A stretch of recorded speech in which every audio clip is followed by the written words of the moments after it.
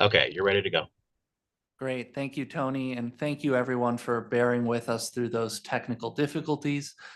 Thank you also to everyone who's here in person for braving the storm. This is our first of two meetings this week on the consolidated plan. The city's consolidated plan is a document that we are required to produce by the federal government, which sets out our funding priorities for the coming 5 years.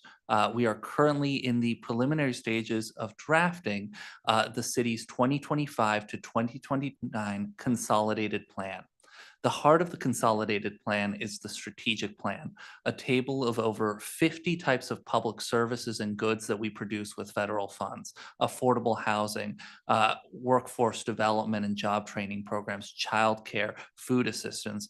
And the consolidated plan and the strategic plan set forth how many of each we want to produce over the coming 5 years from 2025 to 2029.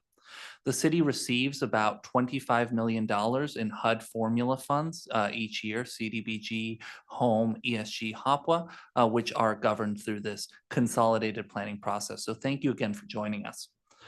Today on our agenda, we'll be hearing first from LISC and then from the Reinvestment Fund. These are two consultants that CDA has brought on board to help steer us through the consolidated planning process, and they'll be providing some updates regarding the needs analysis and community input to date.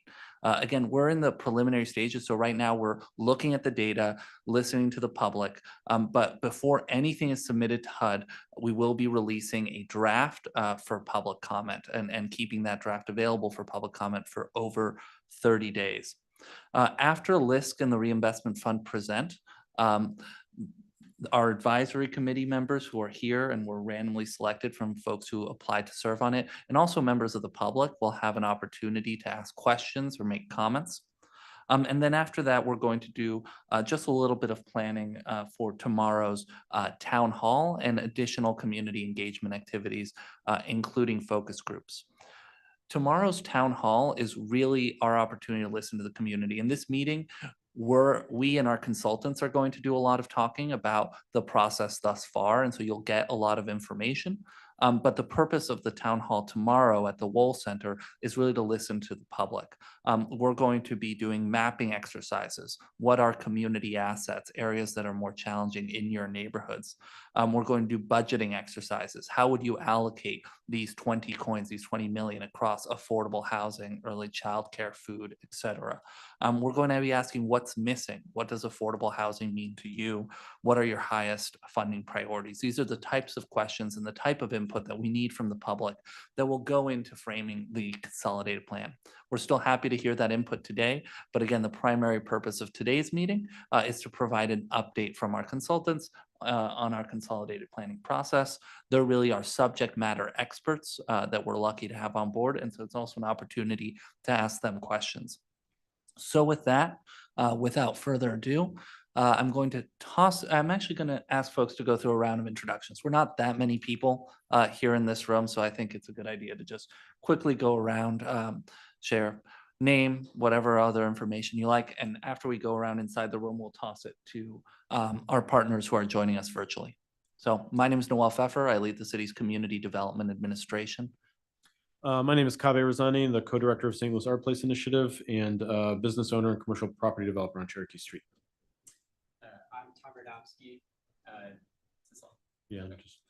resident of Old North, and I'm a citizen member of the committee.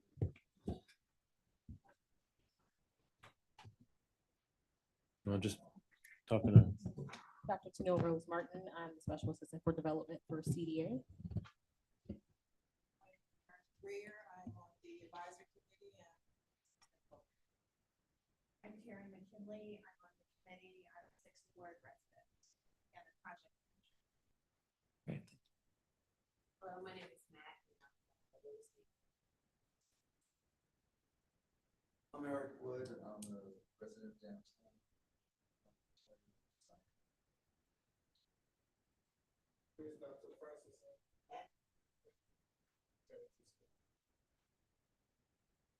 Name is Jude. Students of Horseshoe.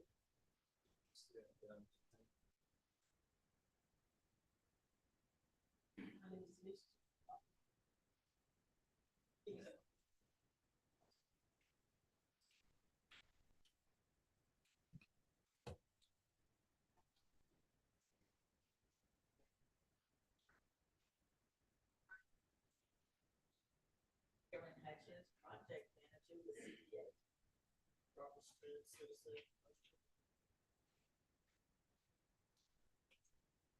Wonderful. Thank you all for joining us. I'll toss it now to our guests attending virtually.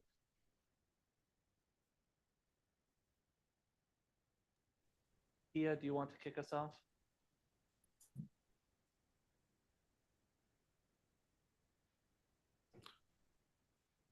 Here at all anymore. Did you ask us to introduce ourselves? Is that what I think I heard Yes, go ahead, Tia. there? Hi, I'm Tia Braseth. I'm with LISC. I'm Chris Plummer. I'm with LISC.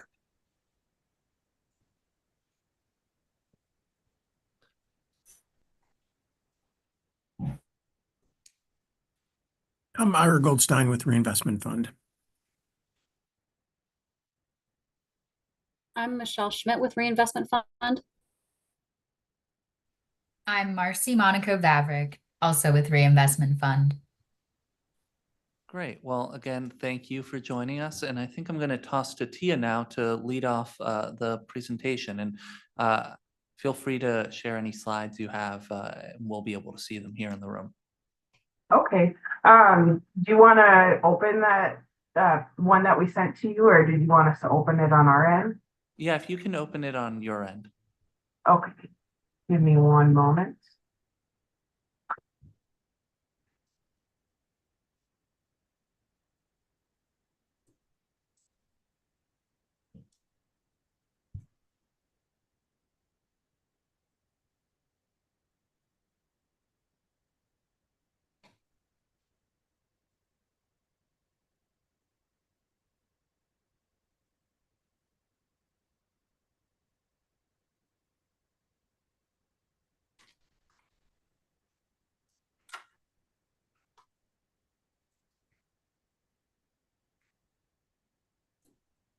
See that all right? Yes, that looks great. Thank you. Okay, perfect. About that. Okay, as you heard, I'm Tia Braseth. I'm with LISC. I met most of you, if not all of you, early on in this process. It was at one of the initial meetings that you had as a citizen advisory committee. And I'm back again, and I just want to give you an update of the process that we're in. So as you know, LISC is writing your consolidated plan. We're working with two other consultants, sub-consultants on this project. Chris, who is on the phone call, and Civitas, who are writing a bulk of the consolidated plan. And as far as updates, the needs assessment and market analysis sections that we are doing are nearly complete. I'd say about 90% complete, with most of the data collected for the analysis of impediments. That does come at a later date, but we have collected most of that information as well. And we are currently in the consultation and community engagement process, as you are aware, with tomorrow being the town hall and next week being focus groups. And we will also begin conducting phone interviews with a stakeholders list provided by the CDA.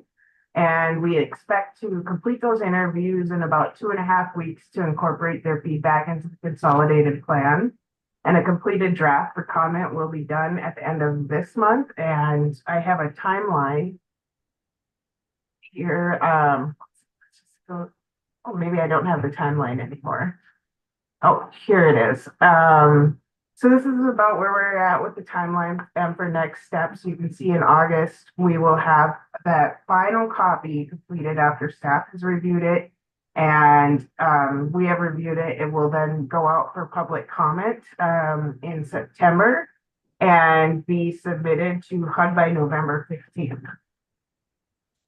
And for now, I would like to just kind of spend most of our time focusing on where we're at in the needs assessment and the survey results as of today. I believe we have 267 people that have responded to the survey, and there's more and more that are getting added to that number each day. So with that, I would pass this off to Chris. Chris, I can leave this presentation up if you just want to present from it, but I'll move back. Okay. If you can go back in the process. Okay. Right there? In the previous slide. Okay. Oh, yeah, Maybe there the we go. back one, right? Okay.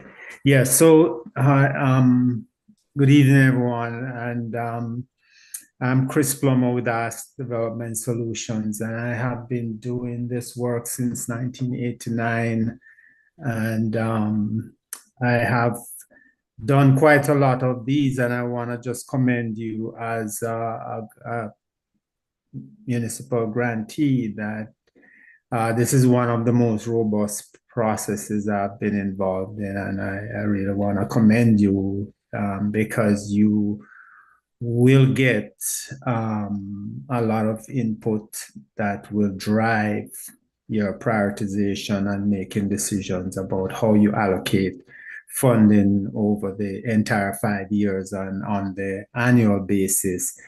As you know, even with the amount of money that you're receiving comparatively, those funds are not going to fill every need. So it's important to prioritize. So we were contracted to develop the consolidated plan in the following areas: the needs assessment, ensuring that there's community participation through surveys, focus groups, consultations, and so on. The plan has a housing market analysis section, which is being led by the reinvestment fund when we get the information that is going to be put into a section of the plan in the online system that HUD has for this.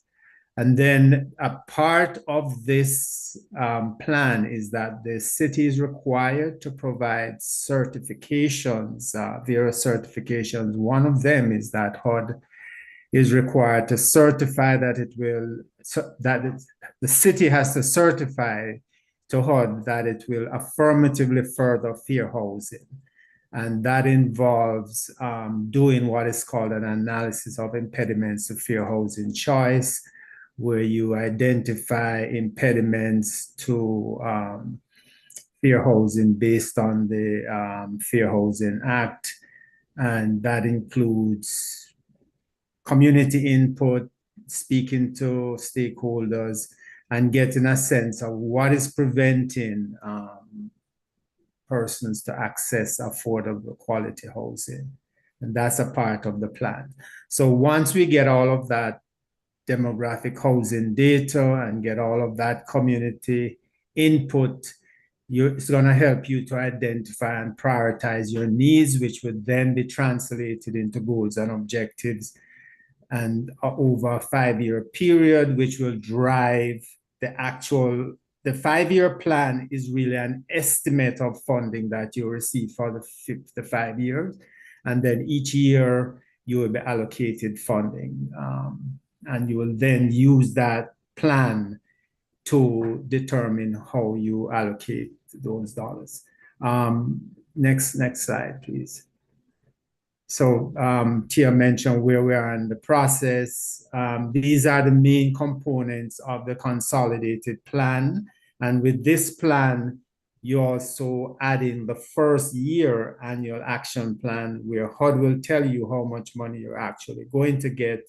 And then you will be identifying those expected resources, identifying any other resources that you leverage, developing annual goals and objectives based on the consolidated plan, looking at affordable housing issues and addressing program-specific requirements. And then you would include, so those are the main components of the plan.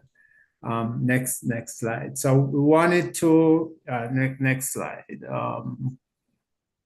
Yeah, we already did the next step. Okay. So we wanted to just touch on a few key takeaways that we have identified so far The big buckets of housing, economic development, public improvement, public facilities, public services. We asked respondents to rank them in terms of what they felt was the order of highest importance. And you can see here how affordable housing was number one. Interestingly, that revitalization of vacant properties came as number two. That in my experience has not been typical, but this is what it is in your community. We then took each of those individual areas and identified the type of activities within those areas and what people saw as the highest priority. For affordable housing, it was rental, existing preservation of existing home ownership units, rental assistance, and interestingly, energy efficiency was identified as a preference, and rent to own housing was also identified as a preference there. Then the next area broke out in terms of community revitalization, trying to improve vacant lots, trying to improve the neighborhoods in which people live, code enforcement, making sure that there's not slum and blight, addressing it on an area-wide basis or individually. And then for economic development, we noted that what was important to people was workforce development, job creation, and small business assistance. Next slide.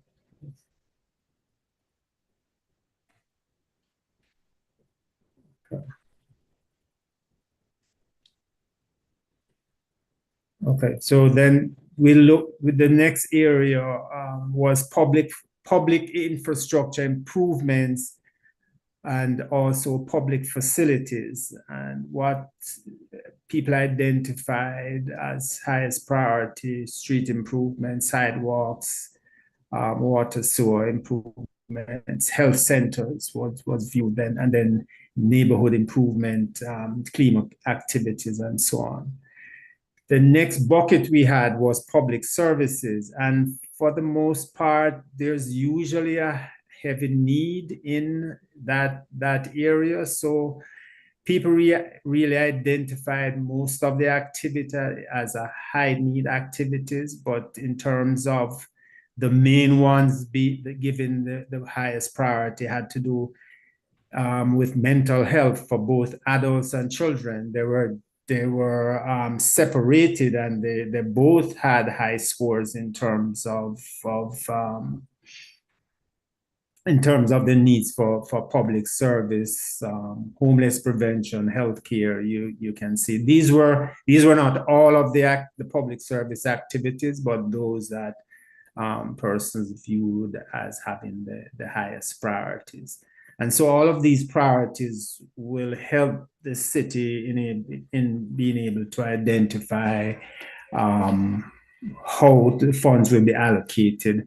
Just a note here, and you might know this already, that there are some limitations in terms of how much money can be allocated to public service. HUD limits only 15% can be used for public service unless you are using funds within what is called a neighborhood revitalization strategy areas, some of the ones you have. In that case, the 15% cap is waived. Next. So from the demographic and housing data we looked at, we noted the increase in median home value, increase in rent. We noticed the fact that many households were cost burden, which means that they're paying more than 30% of their income on housing expense. And another group were severely cost burdened, spending more than 50% of income on housing. This data, you can see the data sources, and we broke this out in terms of rental households, and we noted, as you can note here, more rental households are cost burdened than home ownership households. And then we looked at the fact that you have a high number of households in the 0 to 30% of the area median income, family income data, and this has an impact on how you're able to serve the needs of that family, those families, because that speaks to a greater need for financial subsidies for them, even in terms of home ownership, because they may not qualify for high enough mortgages. And then we looked at certain housing factors that folks identified as being most impactful on their lived experience: rents, home prices, property taxes, and so on. Interestingly, folks felt their increase in absentee landlords was something that impacted them. Next slide. And so with the analysis of impediments, where we have started doing some of the data on that, we noted that fair housing complaints between 2018 and 2023 decreased significantly, especially between 2021 and 2023. We're still trying to determine some of the factors that may contribute to that. And then here are some of the key takeaways from the fair housing takeaways from the survey, that only 12% report being denied housing based on the protected classes under the Fair Housing Act. And for those who reported, 53% stated race as a discrimination factor. But it was also interesting that for those who reported, 67% preferred not to answer where reported and the result. As you can see, when regarding facing barriers, 79% selected none or not applicable as them facing barriers to quality, safe, and affordable housing. I'd love to hear your thoughts on that. And then only 30% of the respondents consider housing discrimination as a significant issue. And, 46 saw it as limited. Next slide. I think that, yeah. So this information, as mentioned before, is going to help us in the strategic planning process, which is going to come up next, where we'll use this data to prioritize needs and to identify goals and objectives. Let me stop at this point. I think I hand over to reinvestment fund. Yeah. I have a quick question. Can you hear me, Chris? Yes, barely though. I think that it would be helpful for the advisory committee if you all could maybe put the raw numbers, because the number of respondents that answered those questions is particularly low compared to the overall number of respondents that started the survey. So I think just for the committee, for them to have a better understanding, because they're looking perplexed. I didn't hear any of that. I don't know if you did, Chris. No, it's very low. Hi, can you all hear me? I think mine's working too. Slightly. The request was if you could share the raw numbers for the survey responses with the committee. Yeah, just like a raw data report, like the generated right from the pool. I can repeat it. I think the consideration was just curiosity around the low number of respondents to those questions about barriers to housing insecurity. Oh, Excuse me, yeah. barriers to fair housing, excuse me. Do you want to pull that? Was that right? Yes, Yeah. and it doesn't have to be, they can get that to us. Okay. Oh, okay, if I can, yeah, we'll get it to you, yeah. Thank you all very much. Let's hold additional questions until after the reinvestment fund, but if you could provide that as a follow-up, that'll be great. Yes, we'll do that. All right, over to you, the reinvestment fund. I don't know if that's Ira or Michelle or Marcy or all of you.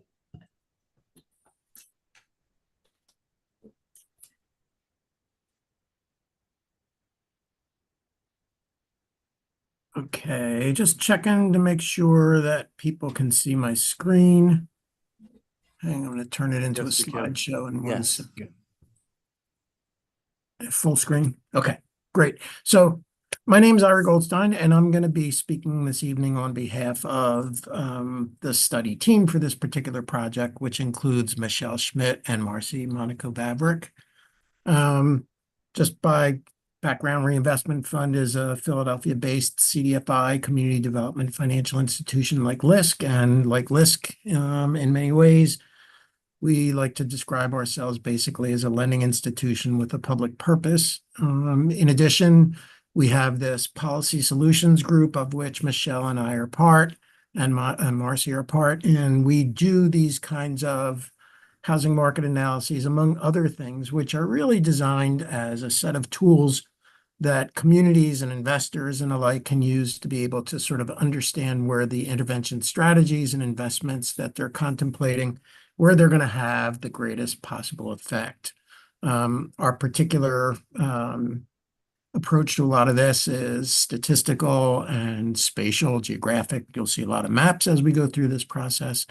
But there's also a strong qualitative component, which means that we will spend an awful lot of time in the field in St. Louis. In fact, we will be there this week, field validating both the data and the analytics that we derive from them.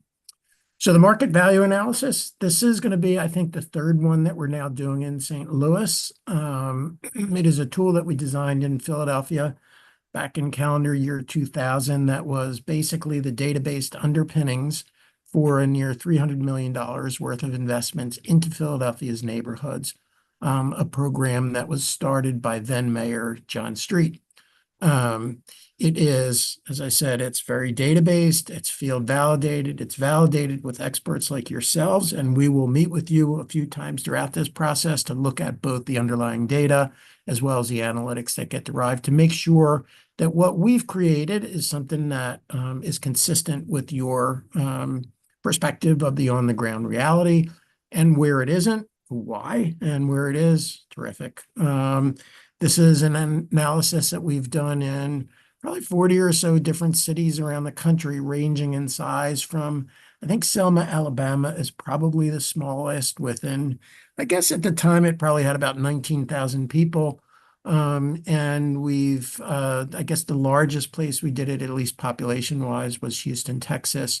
Many of the cities that we work, we come back about every 3 or 4 years, like the city of St. Louis, and redo the analysis, which gives the local communities and stakeholders an opportunity to see how their communities have changed and where they're really sort of tracking investments like those that perhaps will flow from the ConPlan, an ability to see how markets have changed where you've made those investments. We do have a particular approach to this market analysis that we like to be very transparent about. One is, this is part of your ConPlan process, and that consolidated plan is bringing tens of millions of dollars worth of public subsidy into the city of St. Louis. At the same time, as much money as that is, it is our experience that public subsidy alone cannot create a vital market, and so that public subsidy really needs to be used in a strategic way that allows for bringing forth other investment, both other public, perhaps, as well as private and philanthropic.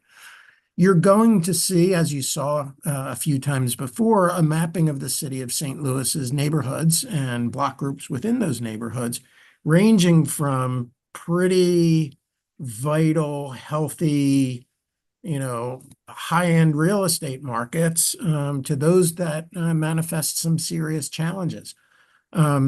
Our philosophy in creating those different categories is really about this underlying perspective of building from strength. So it's not a matter of taking a look at that map and saying, well, these areas we're just not going to do anything. It's a matter of saying these areas have these particular characteristics and they have a variety of strengths. And this is how we're going to root our investment so that it has an impact greater than the mere dollars that are going in.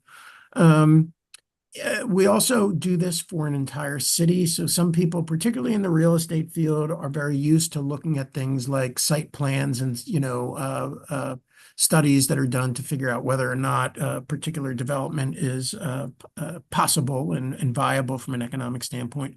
Our notion is you do this thing across an entire city because all the residents of the city of St. Louis are going to be customers in one way or another for the goods and services and programs and investments that you all are going to make. Lastly, we think, and believe this is a place where St. Louis stands out over the years, is that the best decisions made in terms of the community investment field are done based on sound and objective analyses of market data. The MVA is used a variety of different ways in a number of different places around the country. It's used to create acquisition and disposition strategies for land banks. In the city of Detroit, it was used to establish a capital budget. In the state of Delaware, it's been used to figure out how to provide incentive points for developments in certain kinds of market areas. In the city of St. Louis, it's been used a variety of different ways in terms of understanding development opportunities in support of comprehensive plans and assessments of fair housing. And in a number of cities, it's been used even to sort of think about identifying where these, what we'll call sort of tipping point projects could be. So where in space could an investment be made and have an impact that is greater than the specific locus of that investment? The process involves gathering a lot of data, administrative data, so that's data that the city itself is creating about its various activities. We take and geocode that, which means we take all of those individual records and we're able to sort of very specifically place them in space on the ground and then ultimately map them. We inspect those data, we subject them to a variety of sort of logical and validity checks, and we do everything we can to ensure, including displaying them to folks like you throughout this process to make sure that those underlying data are correct, because you can't have a sound model that's based on unsound data going into it. So we take a lot of time and effort to make sure that those data are accurate going in. We use a statistical cluster analysis, which takes all the block groups in the city of St. Louis. It attaches to them their various characteristics of the administrative data that we measure, and then we statistically sort them out into groups, wherein all the block groups in a group are pretty similar across all those dimensions, but those groups are very different. We then will revalidate that to make sure, both with you and on our in the field, we will be validating that, and ultimately then we will sort of lock those data down once we're sure that it's correct, and then move forward with a variety of other kinds of things that will go on top of it. I just want to give you a sense of just how carefully we validate these data. This particular map of St. Louis has a variety of different color tracks on that. That track that you're seeing on there represents the result of a GPS little dongle that we attach to our car and we attach to our laptops as we're going around the city of St. Louis. And we're going up and down the streets. Every single one of those blue and green and tan and other colors on that thing, that's where we go. We get to all parts of the city of St. Louis. And we will get to all parts of the city of St. Louis again.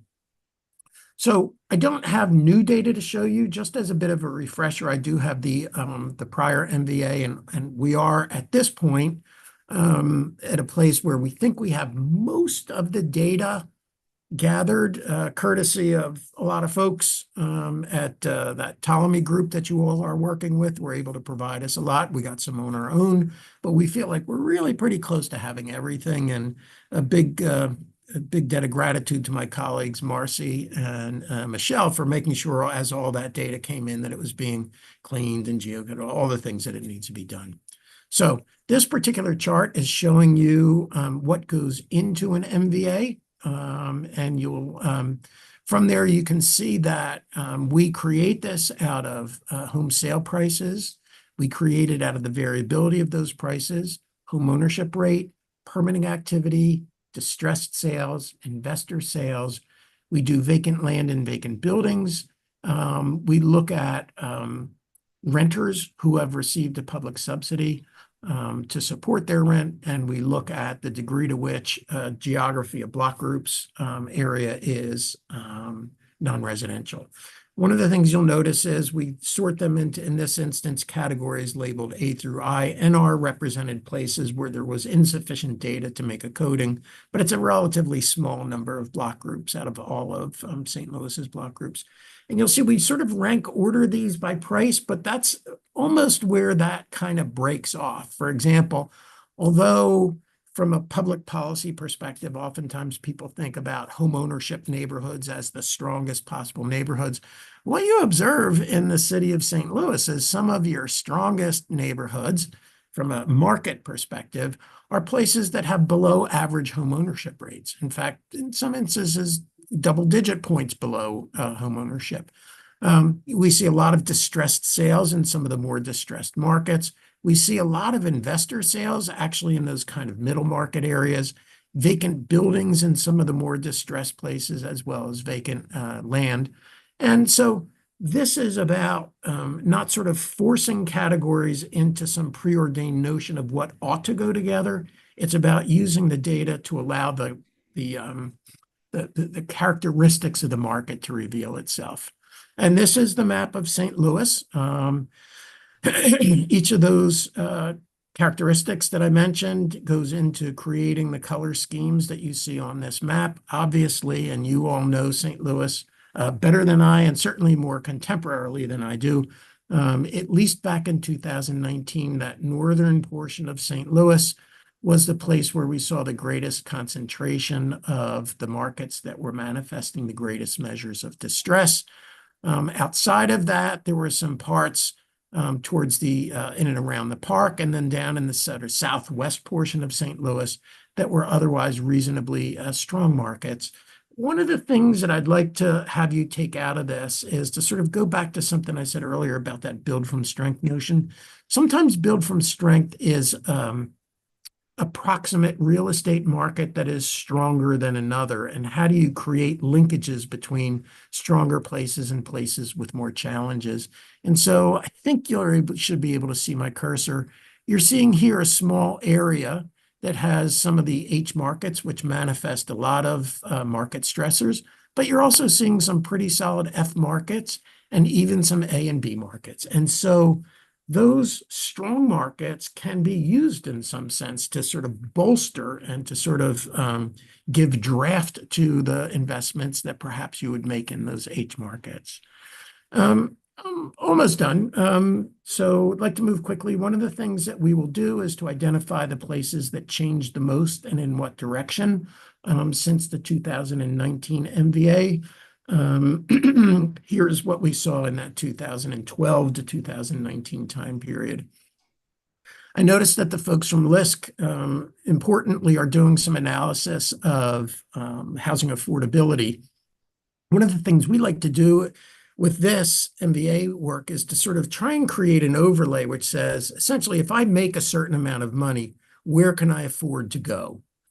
So this is a mapping of the MVA, and we X out those areas where people who are making under $99,000 a year at that time were unable to go. Otherwise, if you made $99,000 a year, which was about 200% of the city's median, you could go almost anywhere.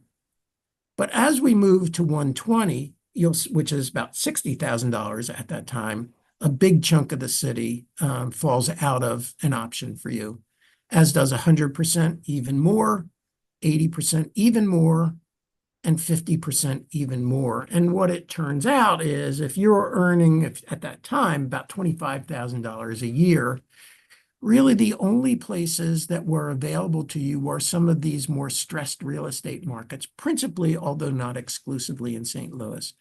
If St. Louis follows the trend that we've seen in other cities, particularly in the last couple years, this amount of affordability is likely to look like a lot to you. By that, I mean what we've seen over time, and our colleagues from LISC pointed that out a little bit with some of the data that they gave you about prices and incomes and rents and such, is that those costs of housing have risen faster than people's incomes. And so at different levels, you will see more constrained affordability. Almost at the end, we also have another measure that we like to use. It's called our displacement risk ratio, and it's a really nice shorthand way of identifying places that are changing in a way that over the course of time, they are becoming unavailable to the residents of those places, to new residents who are economically like those residents, or even those residents themselves. Some people like to call it a gentrification measure. I just really like to talk about it as a measure that manifests the risks of economic displacement. And one of the things that you'll see from us when we get to the end is some coalescence of that MVA and that displacement risk ratio. Some of the really challenging places that you have to worry about are these like deep teal areas that were at that time middle market areas, but were under lots of pressure. And that means that some of them likely are no longer middle market areas, and they are no longer available to those sort of middle-ish income families that lived in them before. But we will do a complete update to this and be able to show you how that's changing. A couple other little things that one portion of this project will also have us looking at an analysis of the commercial corridors throughout the city of St. Louis. And we're going to try and support the city and LISC in an effort to identify where there are shortages and surpluses of housing, just sort of the raw housing that stock that would be needed by the residents of the city of St. Louis. And with that, let me stop, and I'll stop sharing my screen so I could see people. Hopefully all that was understandable to you, and I guess we have a couple minutes for questions. Thank you so much, Ira, for that extremely thorough and compelling presentation. I know and I imagine a lot of people in this room were really struck by the X'd out parts of the city, and also appreciate the displacement analysis and excited to see the next steps. With that, we'll open it up to questions.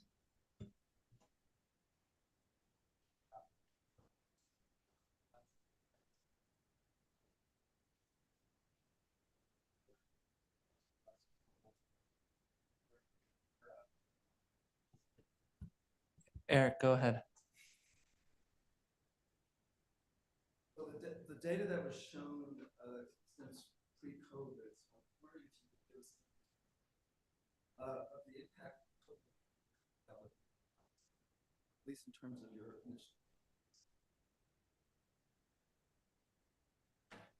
initial.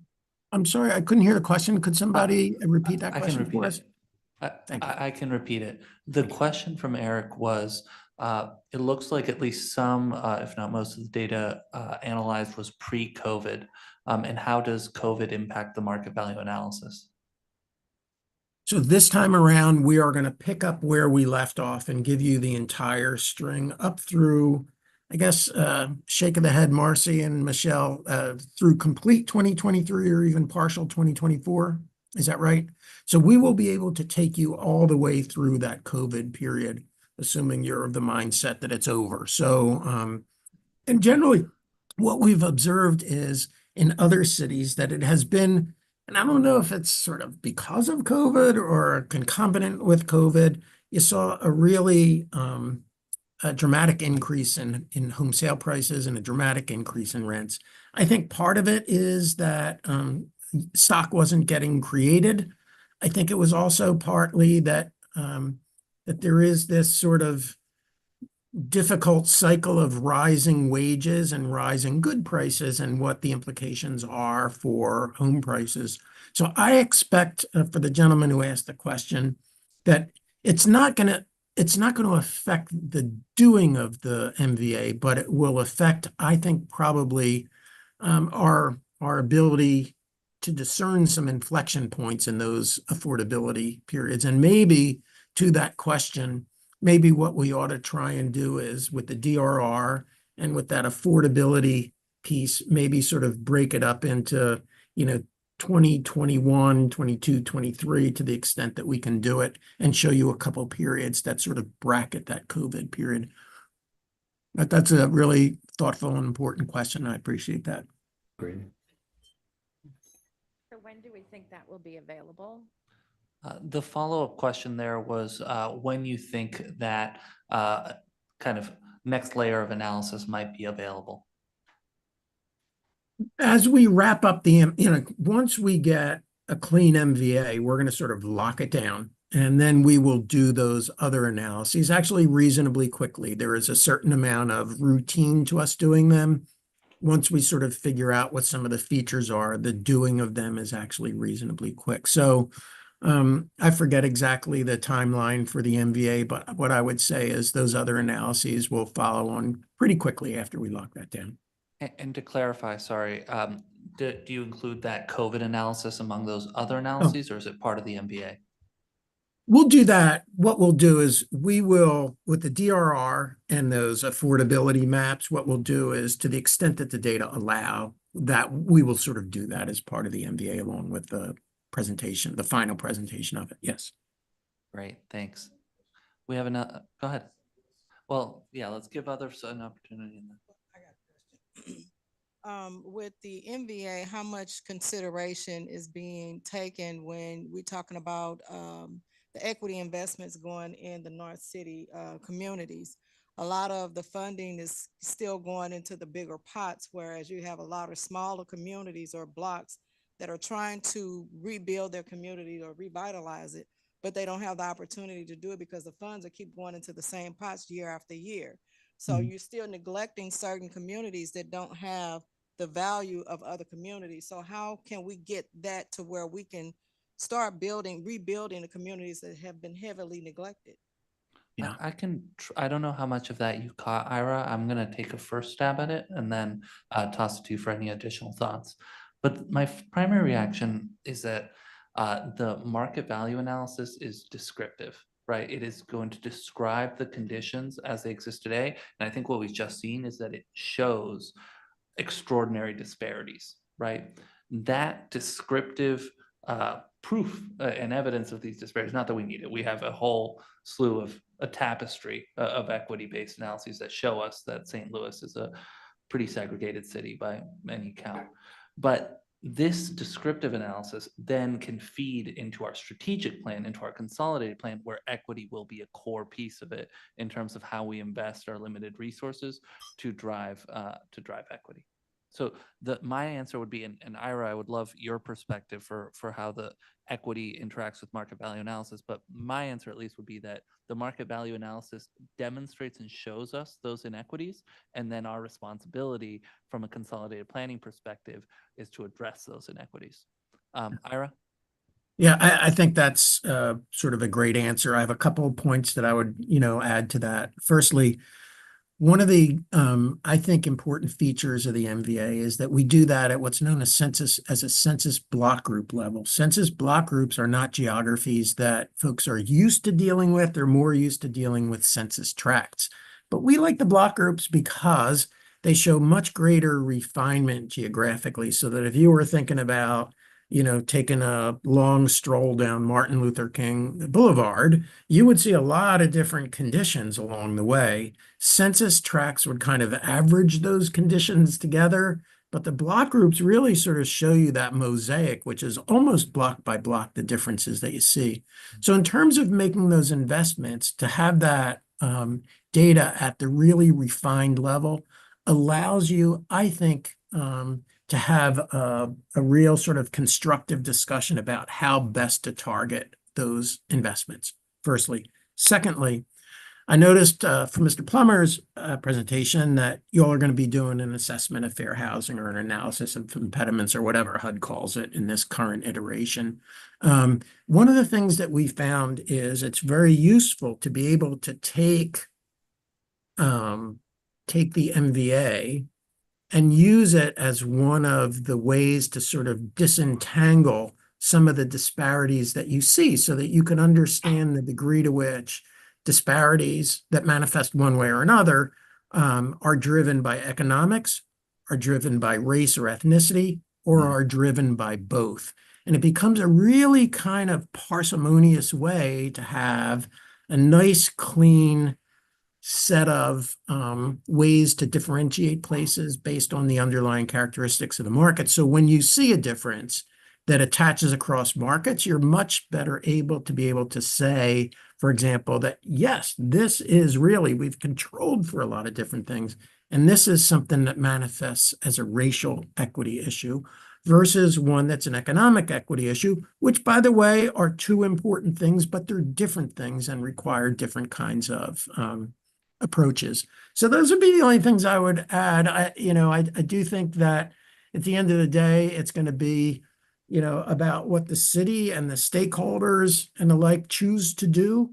But this tool with that really refined geography will help you make very fine-tuned decisions on that score. Thank you. Ira, I had a question regarding if you look at the MVAs and you see like the higher ranking median values and then the lower ranking median values, you made the comment that you can sometimes see where the higher ranking values border against lower ranking values and that you could sometimes get an uptick for those. I wanted to understand where have you seen that and how has that come to bear? So where have you seen that happen in other cities where bordering lower value neighborhoods have received an uptick and how did they do that? Well, I can tell you that that was one of the really critical strategies of the first, that $300 million neighborhood transformation initiative program in the city of Philadelphia. We had instances where literally you could sort of walk across the street and find yourself feeling like you were in two different places altogether. And one of the strategies of the mayor back then and his planning and housing folks was to essentially create a set of investments that were designed to smooth that transition so that, as you sort of traversed from one side or the other, you sort of felt like there was some continuity of the quality of the public spaces. There was some continuity of the lighting. There was some continuity of a variety of other things so that you didn't sort of feel like these neighborhoods were dramatically different.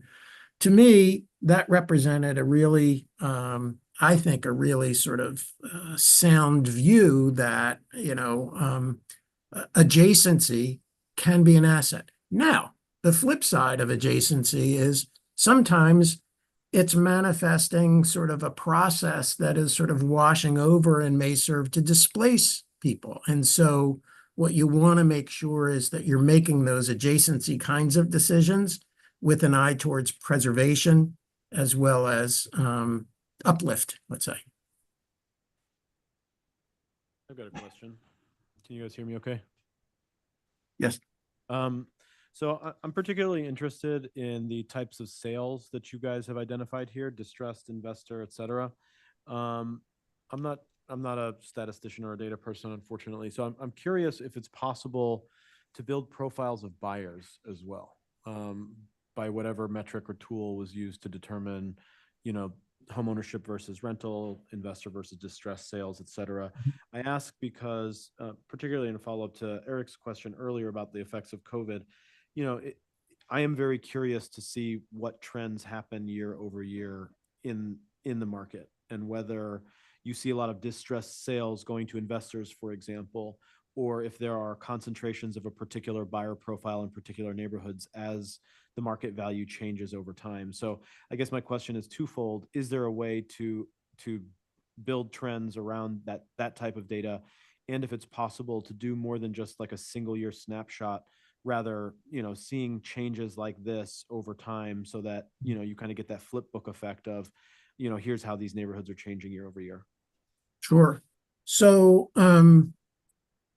we can't do profiles of buyers that are like, for example, 30 something black female buyer or whatever. You Right. can't, the data don't support that. But what they do support is knowing that it is somebody who's buying to reside, likely, and somebody who's buying as an investment, or somebody who's buying at, auction. So you're able to sort of understand those kinds of typologies. And because we have a nice run of data, we usually try and get a couple years put together in the MVA because that provides just a little bit of stability. But I think we're probably going to have 5, 6 years of data since the 5 or so years of data since the last MVA, which would allow us where, if it's possible, to sort of break that period a little bit. And I think that gets back to the first gentleman's question about that COVID period. With this run of 5 or so years, maybe we can do a little bit of not the strongest trending, but at least some look at it.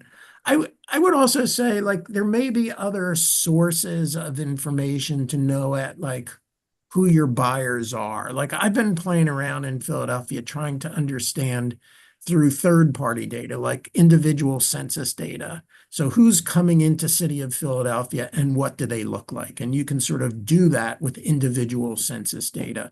And at that point, one of the things that you can discern is it's crazy. Like, the pattern that I observed in Philadelphia is this meteorically fast rising incomes of home buyers in the city of Philadelphia as opposed to sort of existing homeowners. And I think that, is one of the manifestations of these affordability issues that have been sort of running through several of the questions, and then the work that our friends from LISC are going to do. So it's a long answer to an important question. And I hope, when we get a chance to sort of meet all y'all sort of face to face, we can sort of engage in a little more constructive discussion. I don't know that we're going to sort of nail it 100% for you, but we will give you more, I think, than you have now. Thank you. That's very.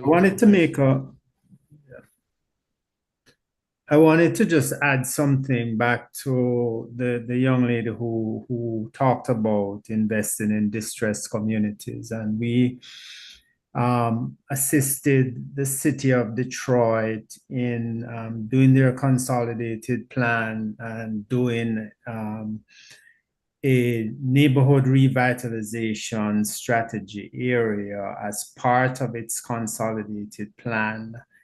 Because coming out of the bankruptcy in Detroit, the mayor wanted to address the fact that some people were leaving because they could not find funding to improve their homes, because not because of bad credit or income, but the values were underwater. They were upside down. And so he charged us with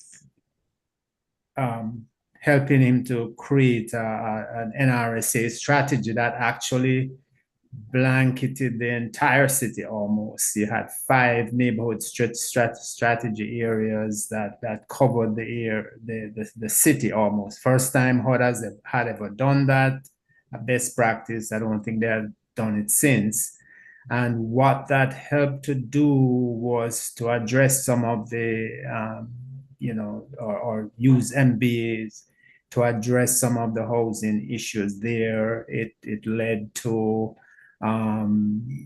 improvements in several neighborhoods in the area. It also led to leveraging and stimulating investments in the area, where they set up an affordable housing leverage funds that included a list of funding sources that LISC managed, that had tax credits, all the federal grants, had foundation funding, bank funding and so they had one fund that addressed affordable housing rentals, and then another fund that addressed some of the critical infrastructure needs in those neighborhoods. And I know that the city is using an NRSA strategy, and that could be part of an answer to her question. And I don't know if you wanted to add anything to that or address that. No, thank you for that example, Chris. And for context of the advisory group and the public, we are absolutely looking at establishing an expanded neighborhood revitalization strategy area, one in North St. Louis and then another in South St. Louis as well. My other question is, I already talked about a public-private partnership as being one of the key elements for strategy moving forward. And I was wondering if there was your ability to identify the impact of opportunity zone investment in St. Louis on either the market value or as an engine to generate further regional investment. Wow, that is an amazing question. Those opportunity zones, unfortunately, it has been our experience that when we go places, there really isn't comprehensive, reliable information about what got created with that opportunity zone designation. Now, we know what's been designated, or we know what was designated as opportunity zones, and we can certainly look at that together with the MVA and even the change in the MVA. What I would say is, without real good information about what the investments were and the size of them and the type of them and things like that, the only thing we could know is that markets that were contained within opportunity zones changed or didn't change in this way or another. That we can do. But, like I have never found, even in my own city of Philadelphia, where I feel like I have data on pretty much everything, I've never seen comprehensive data on opportunity zone investments. To me, it was one of the flaws of the construction of it, where those data never had to be reported out publicly, like investments that financial institutions make.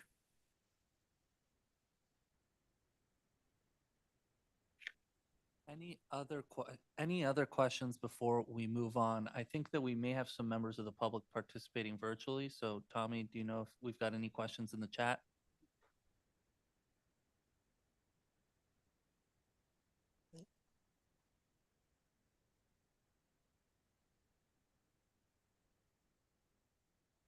Yeah, if there's anyone in the chat, please, who wants to ask a question, please raise your hand.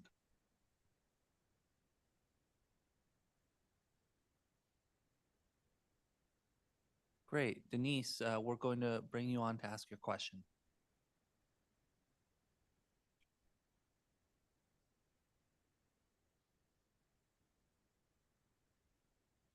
Tony, could you please unmute Denise?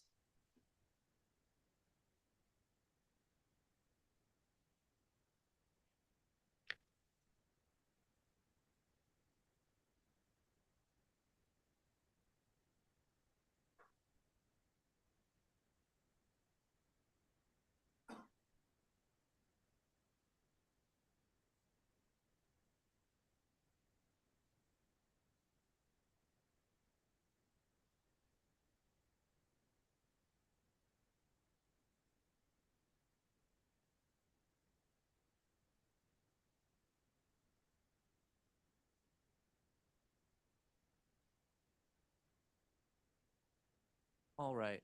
In the meantime, we're also almost at time. So we're going to abbreviate in order to respect everyone's time, the planning piece of this meeting.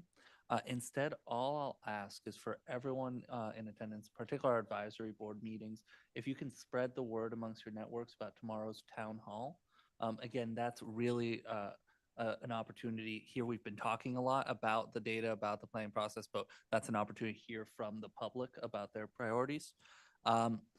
So if you can spread the word about it, if you can attend, we would really appreciate that. And and finally, we don't have time to dive into this in full, but perhaps via email, we want to also get your thoughts on focus groups. We want to do a focus group focused on housing. We want to do another focus group focused on public services. And so if you would either like to attend or if you have any suggestions for folks who we should invite to attend, please let us know either today or by email down the line. And we do have an email address dedicated to this consolidated planning process. That email address, Tommy, is cda@stlouis-mo.gov. Any final questions, either from our advisory committee or from the public about the presentations, the process, the town hall tomorrow, any of the above?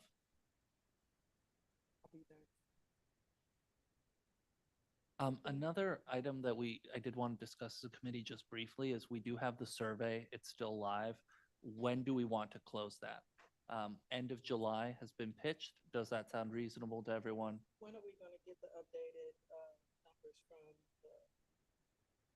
The hard numbers? Yes. I think they should be able to I think Lisk and Tia, correct me if I'm wrong, but I think Lisk should be able to provide those raw survey response numbers within the next day. Yes, we can. Chris confirmed. Thank you. Yes. Yeah, I know, I've sent some to some people. Yeah. I think end of July makes sense. All right. Yeah, we will plan to close it around the end of July. Again, if you can spread that survey amongst your networks, that would be greatly appreciated. Anything, were we able to unmute Denise?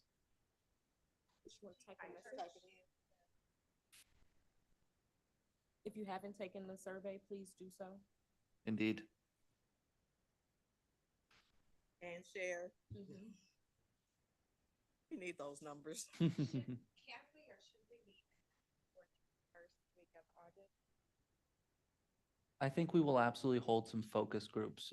We're planning to hold focus groups, the week of the 15th. So again, if you have suggestions, just find us after this meeting and we'll make sure that you're invited or whoever you suggest is invited. What was Denise's question?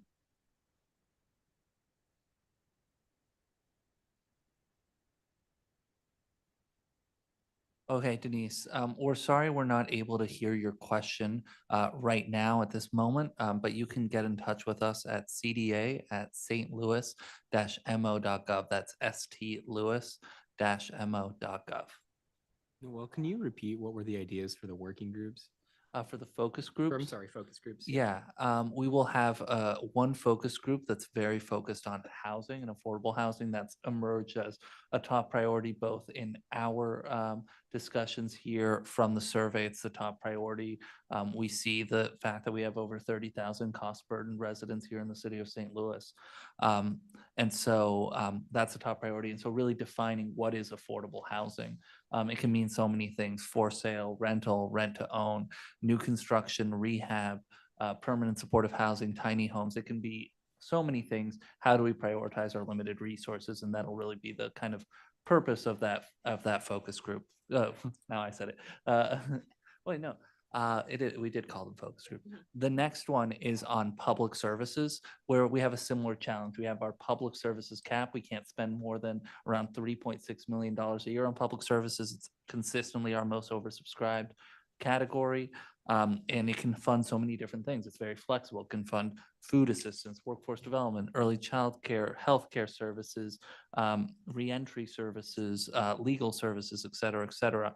How do we deploy these limited resources for maximum transformative impact? So that's the discussion there. I think we may have been discussing one more. Can you remind me what that was, Dr. Rose? Or if those are the two, that's fine. I can't remember. All right. Rashonda? Is it economic development where you're gonna? Economic development was the third one, where similar challenges. Our city's economic development needs are extraordinary. Our resources are limited.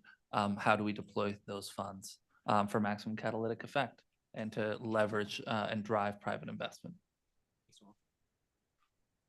Great. With that, we're going to adjourn today's meeting. Thank you all so much for your time today. And Thank look you. forward to seeing many of you tomorrow at the Wool Center at 6 p.m. Thanks. Thank you. Good evening. You excited? What's that? Yeah, hopefully it's done raining. Do you have a but we'll see. flight? No. Oh, that's. My mom's watching. Night for this. Nice. Thank you for bearing with us with that. Oh, yeah. Reschedule. Oh my God. Thank you for jumping in. Yeah, I think, Tommy, 10 more minutes with that before you started, I could help.